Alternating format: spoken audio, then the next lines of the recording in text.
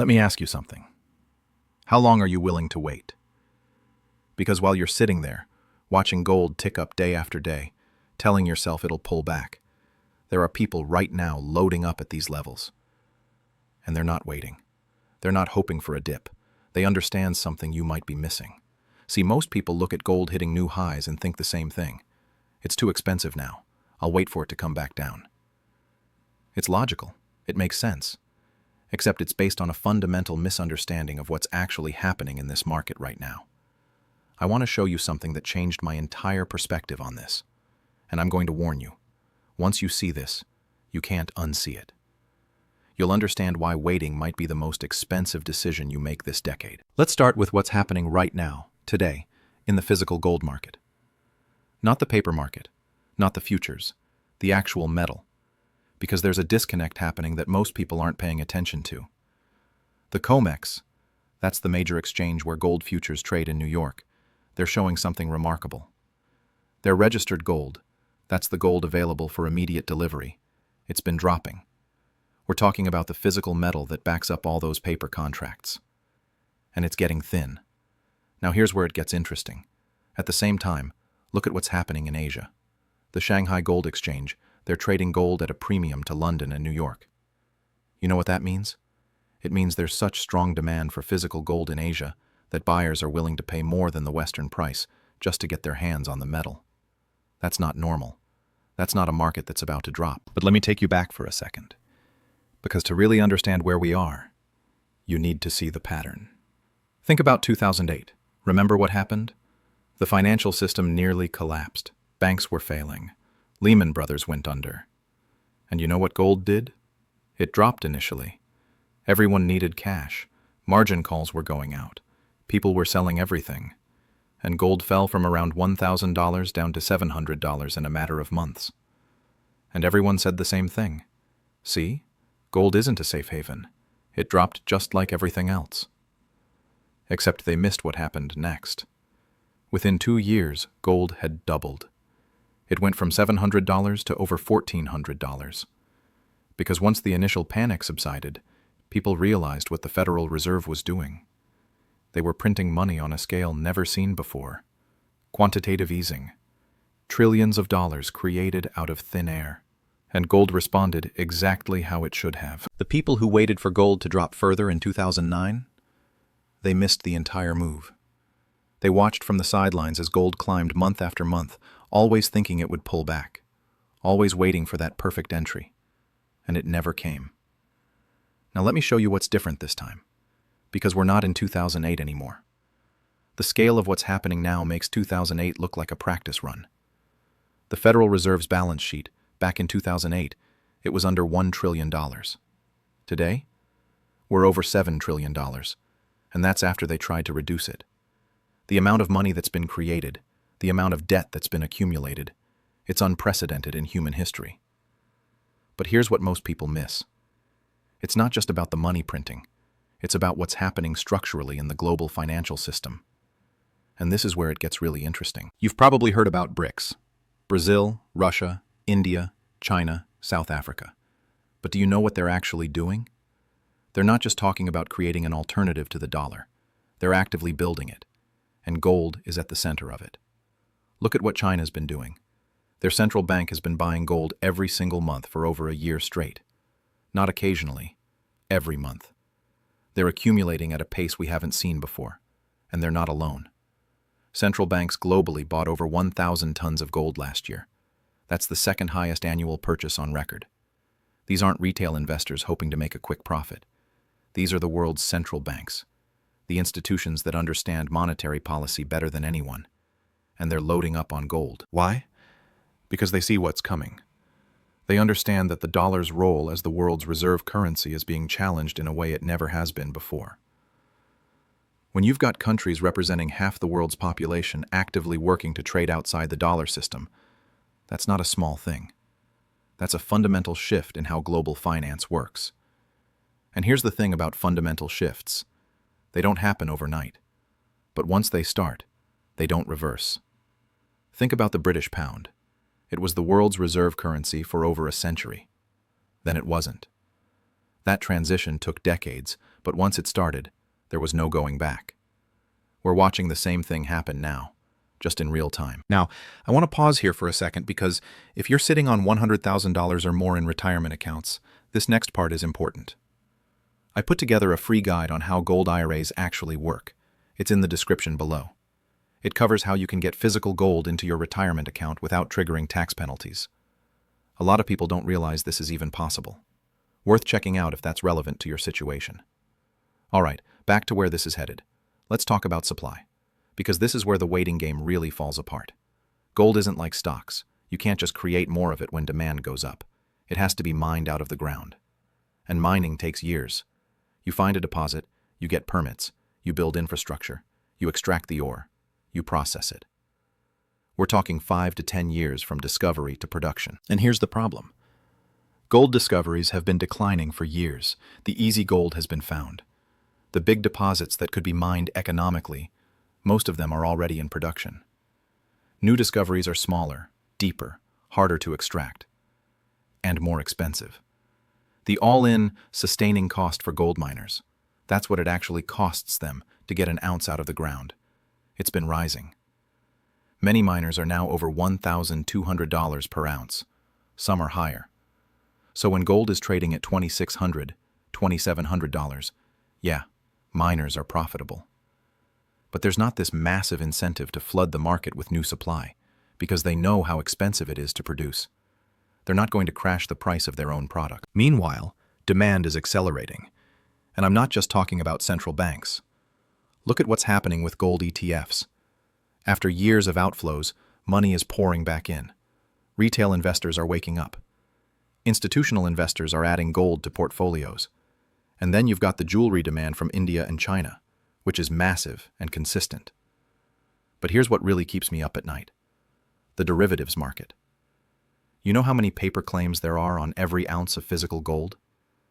Estimates vary, but we're talking about 100 to 1, maybe higher. That means for every actual ounce of gold that exists, there are 100 paper claims saying someone owns it. Now, as long as everyone's happy holding paper, that's fine. The system works. But what happens when people start asking for physical delivery? We've already seen hints of this. Remember the silver squeeze a few years ago? Retail investors coordinated to buy physical silver and silver futures, trying to force delivery. The price spiked. Premiums on physical silver went through the roof. You couldn't find it. Dealers were sold out. And that was just silver, with a relatively small amount of coordinated buying. Imagine that happening with gold. Imagine a scenario where a significant portion of paper gold holders decide they want the physical metal. The COMEX doesn't have enough registered gold to cover even a fraction of the open interest. They'd have to settle in cash. And once that happens, once people realize the paper and the physical aren't the same thing, the premium on physical gold would explode. This isn't conspiracy theory stuff. This is basic supply and demand. When you have more claims on an asset than the asset actually exists, and people start wanting the real thing, price has to adjust. It's the only way to balance the market. Now let me show you something else. Look at what happened in 1971. That's when Nixon closed the gold window. Before that, foreign governments could exchange dollars for gold at $35 an ounce. But the US had printed so many dollars, there wasn't enough gold to back them all. So Nixon ended convertibility. And you know what happened to gold? It went from $35 to over $800 by 1980. That's a 20x increase in less than a decade. Why? Because the dollar was no longer backed by anything. It became a pure fiat currency. And people lost confidence. They rushed into gold. And the people who waited for gold to drop back to $35, they never got their chance. They watched the entire move happen without them. We're in a similar moment now. Except this time, it's not just the US dollar that's in question. It's the entire global monetary system. We've got debt levels that can never be repaid. We've got central banks that have no choice but to keep printing. We've got geopolitical tensions that are fracturing the world into competing blocks. And we've got gold sitting right in the middle of it all, doing exactly what it's supposed to do. Here's what people don't understand about gold. It's not an investment. Not really. It's insurance. It's a store of value. When you buy gold, you're not betting that it's going to go up. You're protecting yourself against everything else going down, against currency debasement, against financial system instability, against the loss of purchasing power. And right now, all of those risks are elevated. Not might be elevated, are elevated. We're living through the largest monetary experiment in human history. We've got negative real interest rates. We've got inflation that's higher than what they're telling you. We've got a banking system that's more fragile than it appears. And we've got geopolitical risks that could explode at any moment. So when you're sitting there waiting for gold to drop, ask yourself this. What are you waiting for? What's the scenario where gold goes significantly lower from here? Is it that central banks stop buying? That's not happening. They're accelerating. Is it that the dollar strengthens? Against what? Every other currency is being debased, too. Is it that inflation goes away? With the amount of debt we have, deflation would be even worse. It would make the debt unpayable. There's no good scenario for waiting. Every path forward involves more money printing, more debt, more instability. And all of that is bullish for gold. Let me tell you about something that happened in the 1970s. There was a guy, an investor, who watched gold go from $35 to $100. And he thought, that's it. It's gone up too much. I'll wait for it to come back down. So he waited, and gold went to $200. And he thought, okay, it's definitely overextended now. It has to correct. So he kept waiting. And gold went to $400, then $600, then $800, and he never bought. He waited the entire bull market, convinced that the pullback was coming. And by the time gold actually did correct, it fell from $800 to $400, which sounds like a big drop, except it was still 10 times higher than when he first started waiting. Don't be that guy. Don't let the perfect entry stop you from getting in at all. Now, I'm not saying gold can't have pullbacks. Of course it can. Markets don't go straight up. There will be days, maybe weeks, where gold drops. Profit-taking happens. Technical corrections happen. But those are noise. Those are short-term fluctuations in a long-term trend. And if you're waiting for a major collapse in the gold price, for it to go back to $2,000 or $1,800, you need to ask yourself, what would cause that? What fundamental change would make gold significantly less valuable than it is today? I can't think of one. Every indicator I look at, every trend I follow, every piece of data I analyze, it all points in the same direction. Higher.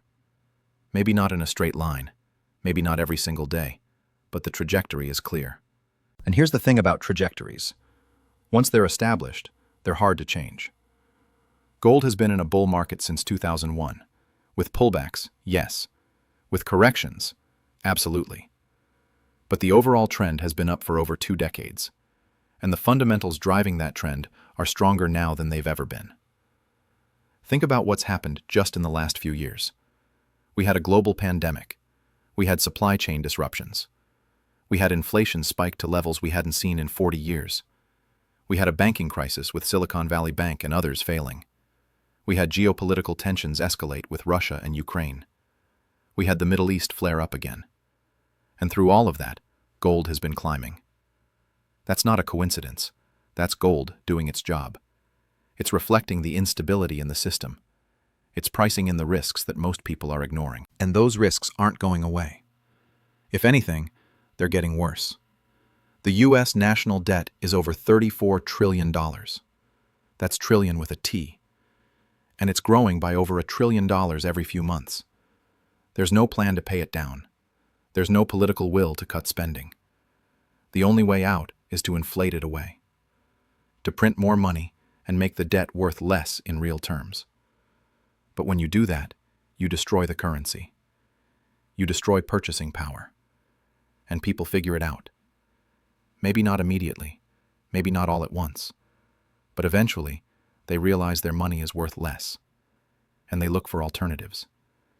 And gold is the oldest, most trusted alternative in human history. You know what's interesting? Gold has been money for 5,000 years. Every fiat currency that's ever existed has eventually failed. Every single one. The average lifespan of a fiat currency is around 27 years. The dollar has been a pure fiat currency since 1971. That's over 50 years. We're already on borrowed time. Now, I'm not saying the dollar is going to collapse tomorrow. That's not how these things work. But the trend is clear. The dollar is losing purchasing power. It's losing its status as the unquestioned global reserve currency. And as that happens, gold becomes more valuable. Not because gold is changing, because everything else is. Here's another thing to consider. The wealth transfer that's happening right now. We're in the middle of the largest generational wealth transfer in history. Baby boomers are passing trillions of dollars to the next generation. And that next generation, they don't trust the system the way their parents did. They've seen 2008. They've seen 2020. They've seen inflation eat away at their savings. They're looking for real assets, things that can't be printed, things that can't be debased.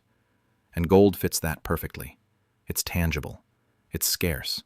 It's recognized globally. You can hold it in your hand. You can store it yourself. You don't need a bank. You don't need a government. It's yours. That's powerful, especially in a world where trust in institutions is declining, where people are realizing that the promises made to them might not be kept, where pension funds are underfunded, where Social Security is projected to run out, where the safety nets people counted on are fraying. Gold doesn't have counterparty risk. It doesn't depend on someone else's promise. It just is. And in an uncertain world, that certainty is valuable. So let me bring this back to where we started. You're waiting for gold to drop. You're watching the price, thinking it's too high, hoping for a better entry. And I'm telling you, that might be the most expensive wait of your life. Because while you're waiting, the fundamentals are getting stronger. Central banks are buying more. Supply is getting tighter.